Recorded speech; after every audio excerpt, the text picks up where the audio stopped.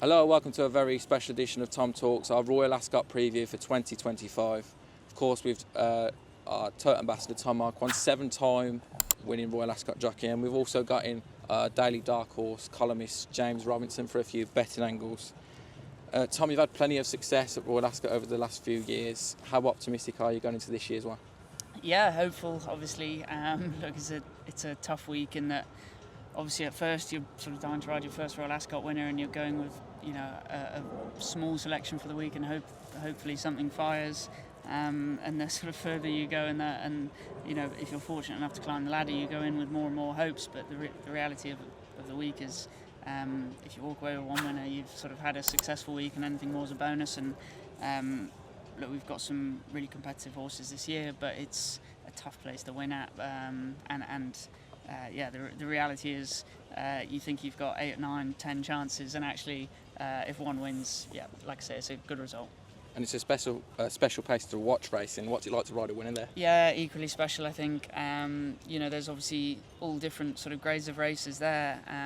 It doesn't really matter what you win.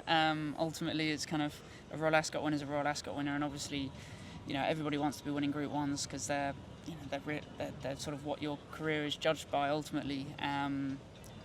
But whether you walk away with a Wokingham or the Coronation, it doesn't really matter as long as you had one. So look, the more the better. But a Royal Ascot winner is one of the sort of career highlights you can have on your CV, and been fortunate to have a few goes. And James, you've been tasked with trying to find a few Royal Ascot winners.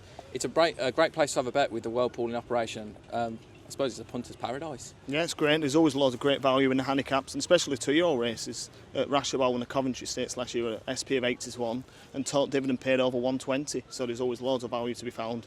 And just look, and you might pick a nice big winner out. Brilliant, no pressure on finding them. And we'll hop straight into the race previews. And the Queen Anne is obviously a very important race and a talking point. We've seen the front four in the market versus each other again. Tom, if I was your agent and you didn't have any loyalties and you said, Tom, what do you want to ride? What would you tell me you want to ride? I'd probably want to ride Rosalien, to be perfectly honest. I think he was a horse that really impressed me last year.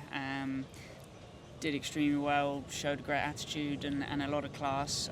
Thought the Newbury race didn't work quite in his favour. Had to do a bit of work, was probably over just away from where the main race was happening and materialising, and he looked like he'd come on for it. So whilst obviously he had a couple in front of him, I'd actually prefer to be jumping on him than anything else.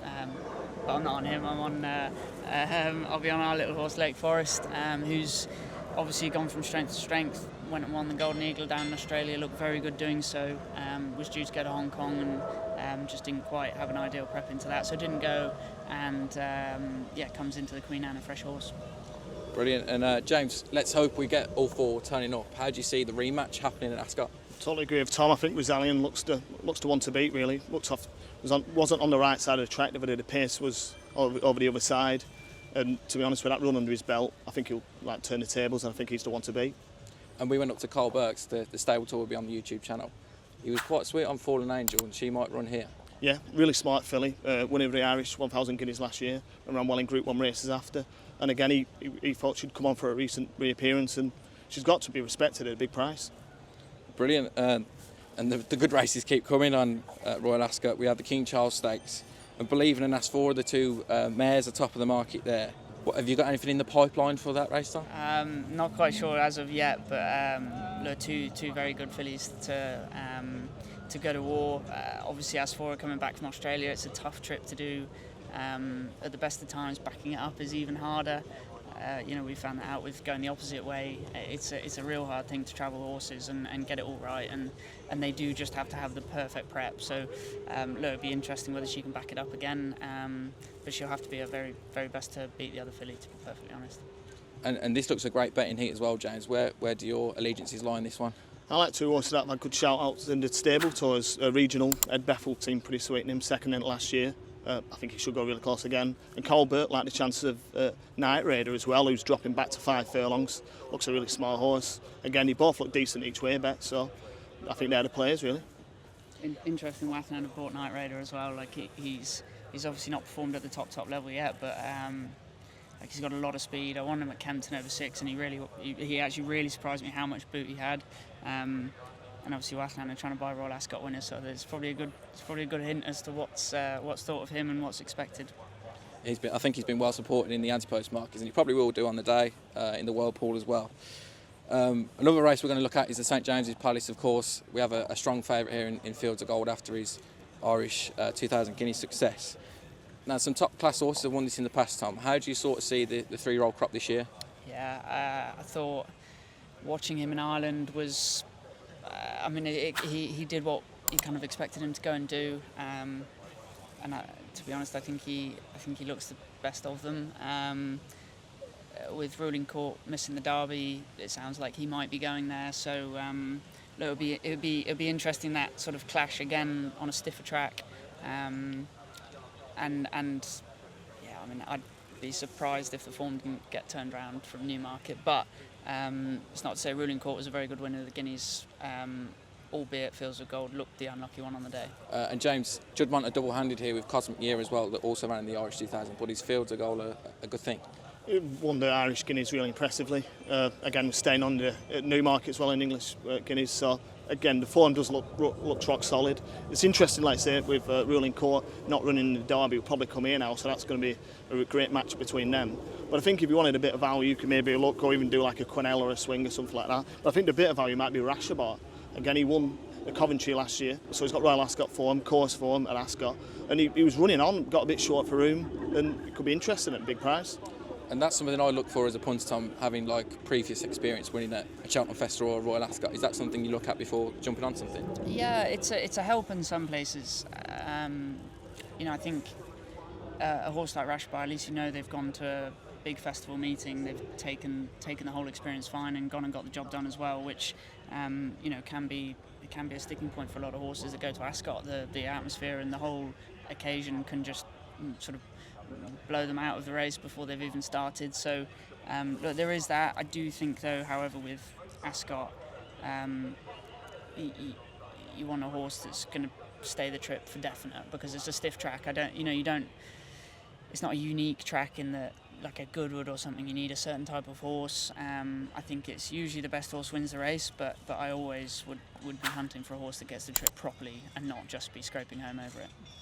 Brilliant. On Wednesday we have one of the best races of the entire week in the Prince of Wales Stakes. The likes of Los Angeles, Map of Stars and Antmark, who was pretty good in the Tatstall's Gold Cup.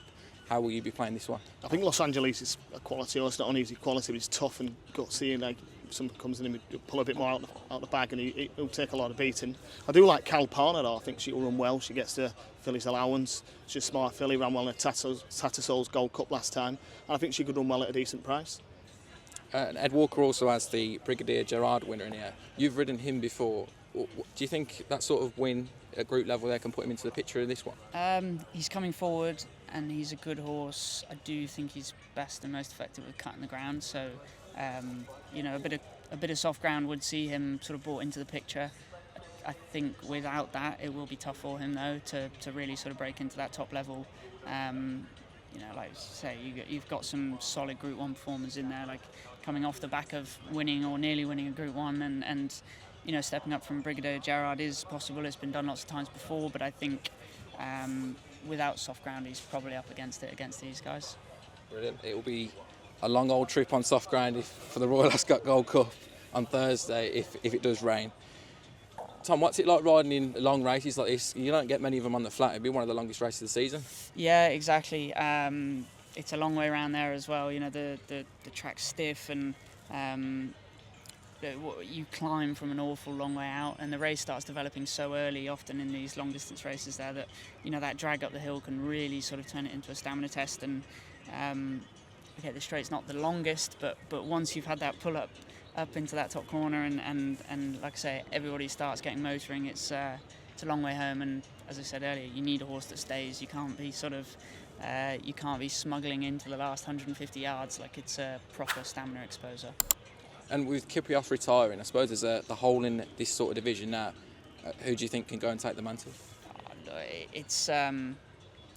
It's always an interesting one, because you have these horses that can be campaigned for such a long time. Like you get a Trushan racing till, is he 7 or 8 years old now? Coltrane similar, and we saw it with Stradivarius. They can just stay at the peak at that distance for so long. To be honest, it'll be interesting what steps up into Kyprios's shoes. Aidan's got one or two that could go up into that distance. Whether he wants to or not is another matter. Jan Bruegel and horses like that, he showed he stayed a Leger trip. Could he stay that trip? Quite possibly, but it's the commercial aspect of stallions is also in question. If they go and win a Gold Cup, they're not quite as sexy, to be perfectly honest, and that commercial value is then gone. So whilst they might be up to winning it, it might not actually be the best thing for the horse. So you have all these different elements coming in, but look. The division is open enough and a fascinating one, and look, everyone wants to win an Ascot Gold Cup. It's one of the big races of the week and an important one. And Illinois is quite a warm order in the anti-post market, James, but I know you've got quite a big fancy away from him. Yeah, fancy Trawlerman. Cracking horse, third in the race last year behind Kyprios and Sweet William. He's also won the long distance cup at Ascot, so proven around the track again. And he was really impressive. I thought a Sandown on his reappearance, and he's a proper stayer, proper class horse in these races. I think he looks the one to beat. And we move on to Friday in the Commonwealth Cup. And again, another fast and furious race for the 3-year-olds. It's quite an interesting market for this, and a couple of horses you know quite well, Tom, that have been entered. Big Mojo, Realign and Sky Majesty. How's that going to work with you trying to get a ride there, or do your loyalties lie with William Haggis? Yeah, no, obviously loyalties completely with William. It'd be interesting which way it goes. Obviously, Realign's a Wathnan horse, so it has the retained rider in James, but I believe that they've got a couple in there. So then you have to see how it materialises. Obviously, Sky Majesty, who was a good filly last year, has really turned a corner since that Chelmsford run. And she definitely looks like she's coming sort of to herself now. So look, if she were to go back to that Group 2 winning form in France, she's competitive. Big Mojo is obviously a very good little horse. Won at the track over course and distance on trials day. Interestingly, sort of didn't think it really settled the debate as to what trip he actually wants or not. I thought Ascot 5 furlongs is tempting, but you have to take on the older horses. But this is the last opportunity to run against 3-year-olds, and I think that's probably more attractive than going back to the 5. So I'd imagine he'll be joining in there, but the trip is a question mark at the top level anyway, certainly. So he's an interesting one, and obviously Realign was super impressive the other day, but a weak enough race. But if you just took the way he won it, you had to be impressed by what he did, and big step up, but of the right profile. Shadow of Light in this race is quite interesting, dropping back in trip. Where does he come into your calculations, James? Yeah, very smart horse. Obviously, was third in the Guineas. Didn't look that day like he particularly looked like he wanted to drop back in trip, really. So they obviously, you can't question what like Charlie Appleby and all them doing. Obviously top class trainer, but I'd actually go for probably more like a genuine sprinter type, really. I think Big Mojo's got a good chance, but I like Leah Varney again. Won at Royal Ascot last year, another Wathnan horse, but ran well in the Achilles. Just didn't really get the run when needed, and looks a smart horse and should be there really at the business end, I think. Yeah, and you can get the line on all the Carlberg courses in our Carlberg stable tour, which should be out now by the time this comes out, hopefully. Onto the Coronation Stakes, Tom. Lake Victoria is a strong favourite, and you consecrated entered. It was 4th last time at York. I'm not sure if it will go, but what would you make of her chance if she was to take her chance? Yeah, no, I'd say the likelihood is she's not probably going to go. If she'd have gone and won at York, it'd probably be a different matter. She'd probably be heading in there now, York was a pivotal day. Obviously, it's tough when they win first time because you're kind of angled towards whether you go in a novice with a penalty or whether you go stakes race. And we went stakes race with her, and she didn't feel like she knew what was happening yet. It was kind of, there was a bit of pace on. She followed up, went to try and make a bit of room, and she wasn't professional enough to do so. And things just didn't really happen for her. The ground felt quick enough for her at York as well, so I'd imagine we'll probably be angling her back to a bit of cut in the ground somewhere and trying to sort of get her on that upward trajectory again. With Lake Victoria, I believe she's just come out this morning, so obviously this will be back timed, but it leaves it as an open race because I thought she was going to be extremely tough to beat. She's a very, very good filly and made herself look exceptionally good. So in Ireland, so it leaves it as an open division, to be perfectly honest, because I thought she'd take all the beating. Onto the Queen Elizabeth II Jubilee Stakes. And there's quite a lot of popular horses in here, and obviously Inish Errant. We'll come to you first, James, for this one. How do you see this one playing out? I like Flora Bermuda. I think she's a top class sprinter. Has run all the top races and brings some top form to the table. I think she'll go very close again. Another one purchased by Wathnan, I think, in the Racing Post. Tom, you've got Unequal Love in there, obviously a past Royal Ascot winner. I'm not sure if she'll take a chance, but what's your view on that race if she were? Yeah, look, she's got that course form. She obviously stays a little bit further than the 6, so it's that perfect sort of idea of knowing you're going to properly stay, which she did in the Wokingham, from what seemed like an impossible draw and with a decent weight on her back. So look, her run at Haydock the other day ground was probably sharp enough for her, and she just didn't really fire. So look, whether she goes or not, I'm not sure. I haven't spoken to William properly about that, but she's a beautiful filly, and she was third in the Haydock Sprint Cup, looking unlucky. So she has Group 1 form in the book, and it's a track that suits her perfectly, the way she wants to be ridden.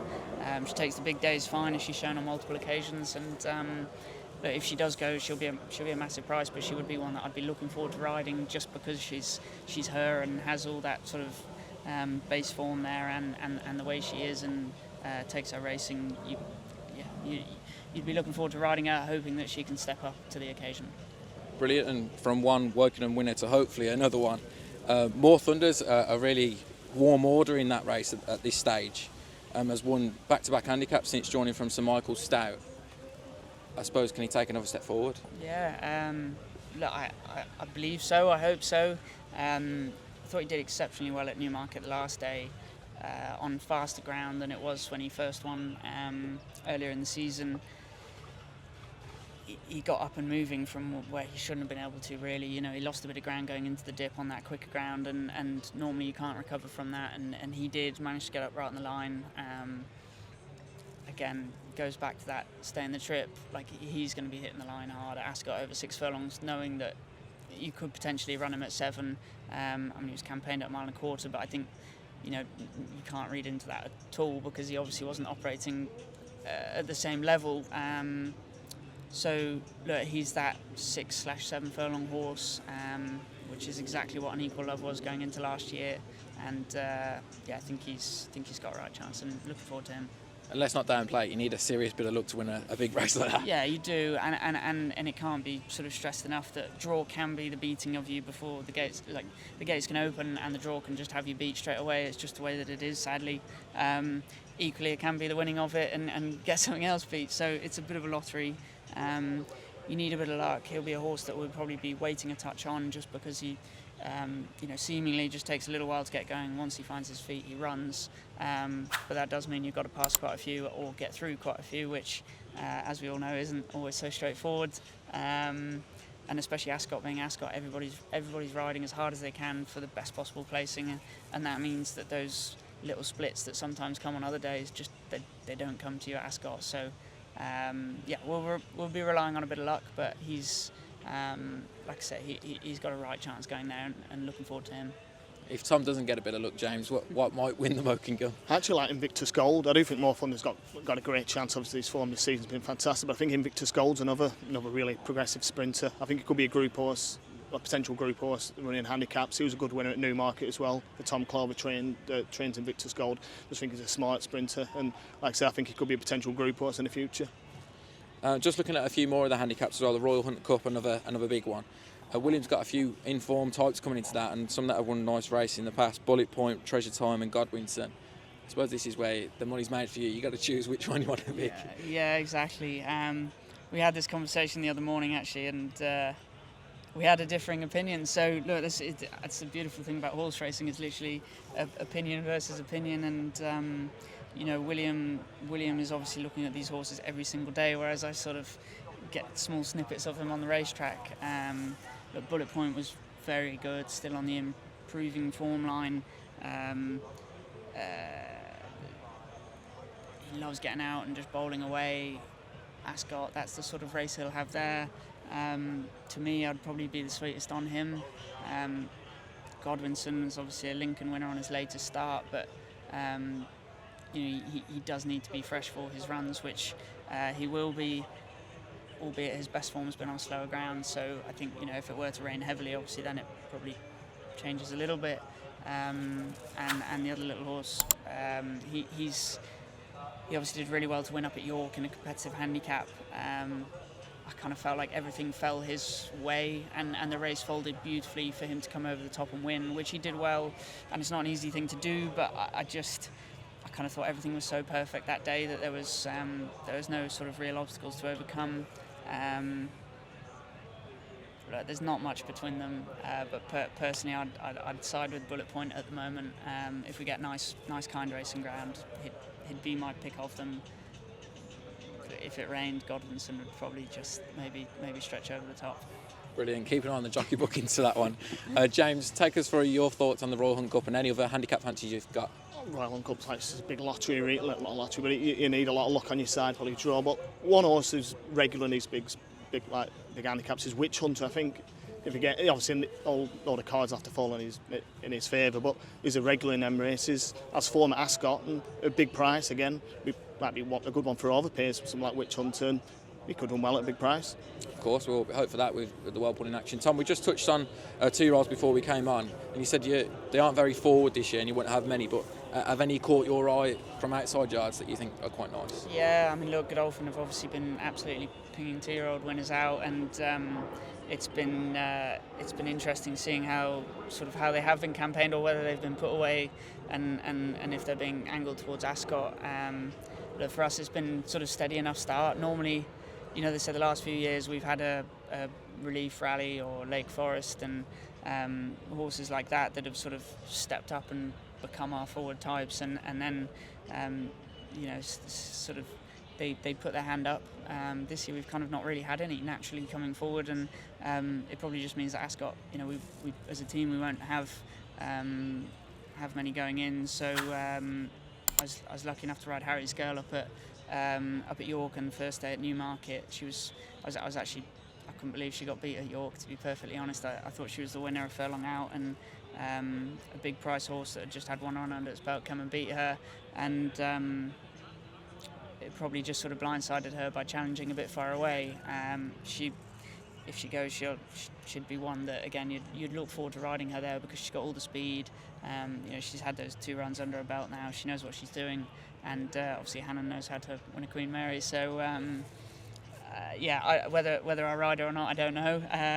I'll be asking anyway. But just pretty light on the ground in 2-year-olds. Brilliant. And James, you've got a few 2-year-olds that have caught your eye, but obviously it's quite hard to know which race they're going to go in. Just take us through your list and give us a few reasonings. Yeah, just talking about the Queen Mary. Obviously, we went to Colbert's last week, and Zelania won at Nottingham. It was really impressive.